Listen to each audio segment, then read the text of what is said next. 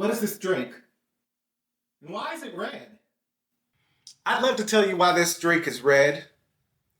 I'd love to tell you the whole story of Juneteenth in a way that maybe you've never heard it before. It's a story of Black history, American history, and world history. Now, as you can see, I am a very white person. I think that Black history is part of American history. Not in a way where I want to steal it, but in a way where, as a proud American, I want to be proud of my Black American brothers and sisters. I've been to quite a few Juneteenths over the years. When I was in the neighborhood, there were Black people. The first Juneteenth I went to, I probably was not invited to. I was just one of the kids who was running around the neighborhood. I'm a legacy member of the cookout squad. You know, the white people that are allowed to come to the cookout. It's not because I'm one of the cool whites.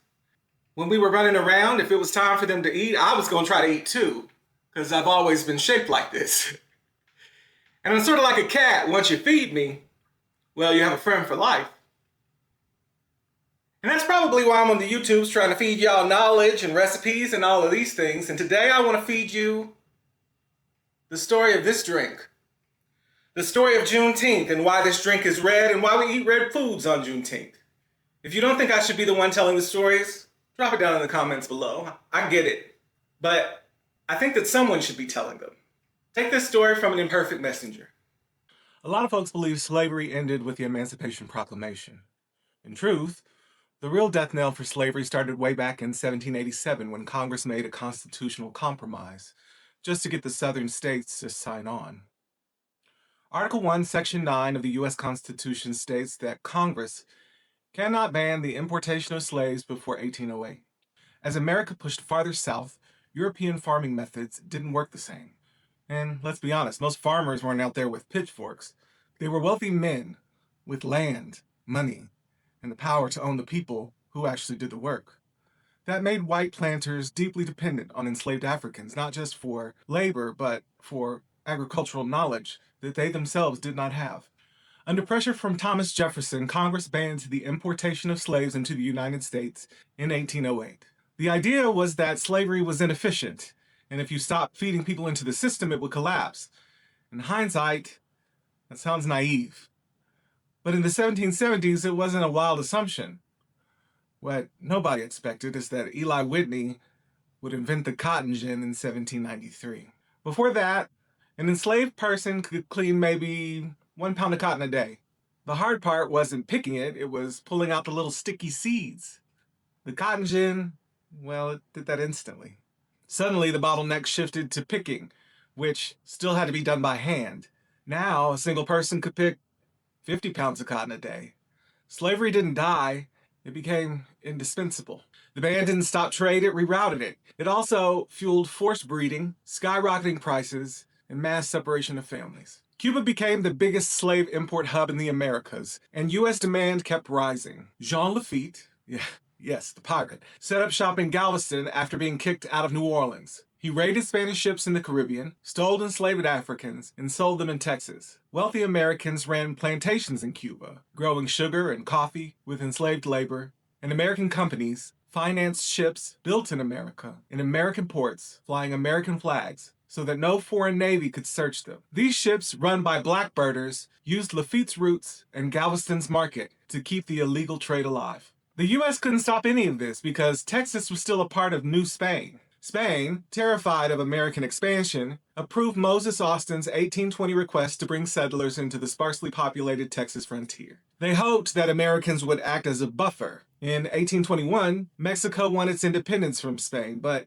its military was stretched thin, so Mexico let Stephen F. Austin, Moses' son, continue his father's plan, betting that Americans wouldn't attack their own people and that those people would help defend the border. And who were these Americans? Well, Austin called them the Old 300. 300 families, 1,790 people, and 443 of them were enslaved. Many of these settlers fled the U.S. because they saw the writing on the wall. Slavery was becoming a national powder keg, and they wanted to keep their human property. This arrangement held until 1829 when Mexico's president, Vicente Guerrero, a man of African and indigenous descent, abolished slavery.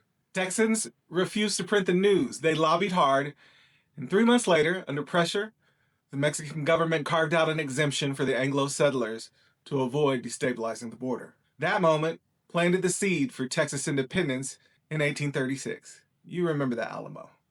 Just sprinkle in a whole lot more slavery. In 1845, Texas joined the Union as a slave state. And in 1848, the U.S. went to war with Mexico and took half of its land. Mexico became smaller, yes, but more defensible and fully free of slavery. People know about the Underground Railroad to Canada, but for enslaved people in Louisiana and Texas and Alabama, Canada was far, impossibly far.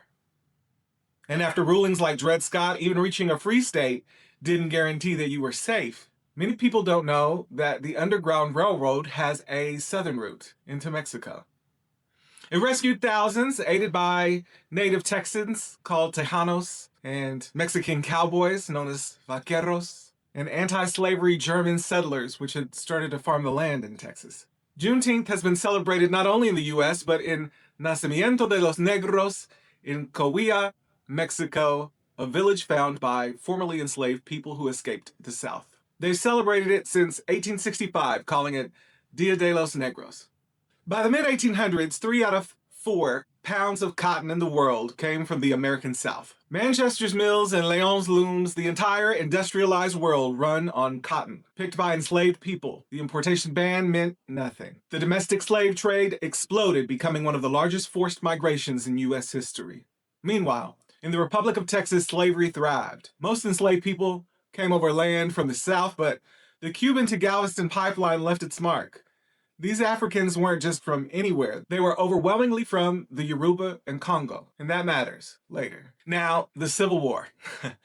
I'm not Kim Burns, so here's the short version. The Union had 22 million people. The Confederacy had 9 million people. Now, the problem with that is, of the 9 million people, 4 million people in the Confederacy were slaves. So you don't hand guns to the people whose freedom you've stolen. So only 5 million Confederates could fight. Britain and France saw the writing on the wall and they stockpiled a bunch of cotton, which the Confederates definitely sold because they needed the money for the war effort. The Confederacy gambled that Europe's dependence on cotton would force them to intervene. Britain couldn't. Abolition was too popular. France, under Napoleon III, was desperate for cotton, and he saw an opportunity. The U.S. was distracted. The U.S. has had this thing called the Monroe Doctrine for a while, and it basically said Europe shouldn't meddle in the Americas, but the U.S. never really could enforce it. Britain usually did because it wanted to protect its own trade, especially in South America, but France now saw an opening. Napoleon III invaded Mexico to install a puppet emperor who would bring back slavery and grow cotton for France. Most Mexicans opposed this, but some wealthy conservatives supported it. Napoleon III handpicked voters who elected Archduke Maximilian of Austria. Maximilian arrived with French troops. This ties into Cinco de Mayo somehow. In 1862, 6,000 elite French soldiers, the Navy SEALs of their day, attacked Puebla, Mexico.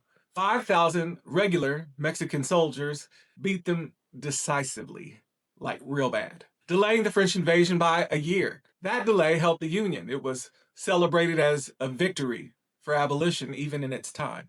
In 1863, Maximilian became the Emperor of Mexico, and France expected him to restore slavery, but Maximilian was an abolitionist. He refused. He actually expanded workers' protections. Napoleon III was having none of this, and he pulled his troops, and Maximilian was eventually captured and executed on June 19th, 1867. Pretty big coincidence, it's the second anniversary of Juneteenth. Before he was executed, he handed his 7 executioners a coin each and asked them not to shoot him in his head so that his mother could see him one last time. His final words were, "Long live Mexico. Long live independence." Meanwhile, the Union needed allies. Secretary of State William Seward turned to Russia.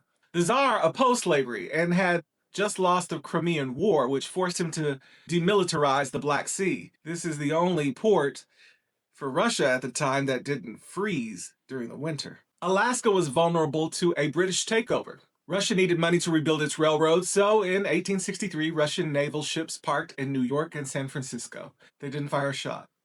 They didn't need to. Their presence warmed Europe to stay out. 4 years later, the U.S. bought Alaska for $7.2 million. People mocked it as Seward's folly. They had no idea they were sitting on oceans of oil. Now back to emancipation. The Emancipation Proclamation didn't free enslaved people. It was a political line in the sand. It was declaring that the war was about slavery and making it nearly impossible for Britain or France to intervene. The war dragged on for 2.5 more years. In Texas, it lasted even a little longer. The 250,000 enslaved people weren't told they were free.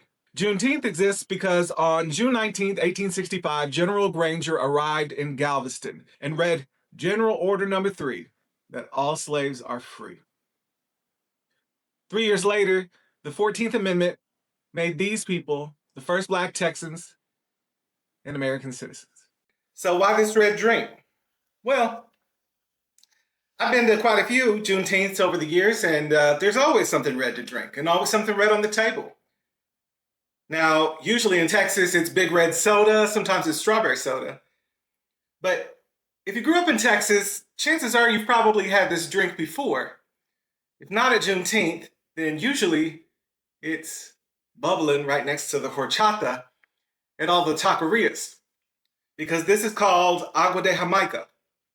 It came to the Mexicans through the Spanish roots of slavery, and they call it Jamaica because it came from Jamaica.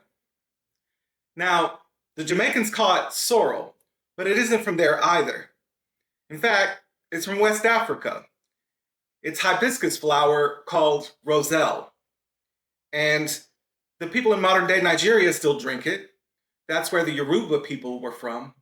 There they call it zobo, and they put ginger and other things in it to give it a kick. The people of the Congo, which is now the Democratic Republic of Congo, and Angola, they drink it as well. It's called bissap. But in that Pan-African community that developed with slavery, they just called it red drink. And the reason why they call it that is because red matters. The enslaved people of Texas were often more recently connected to their African cultures. For the Yoruba, it symbolized vitality, spiritual power, and sacred transformation. For the Congo, red marks the living world and the threshold of transition. And look, we know the history and what came for the 100 years after, and this is still sort of going on today. But on June 19th, 1865, something happened. Hope. A transformation from property to personhood. A reclaiming of life and spiritual power. And somebody poured something red. And that's why. Happy Juneteenth.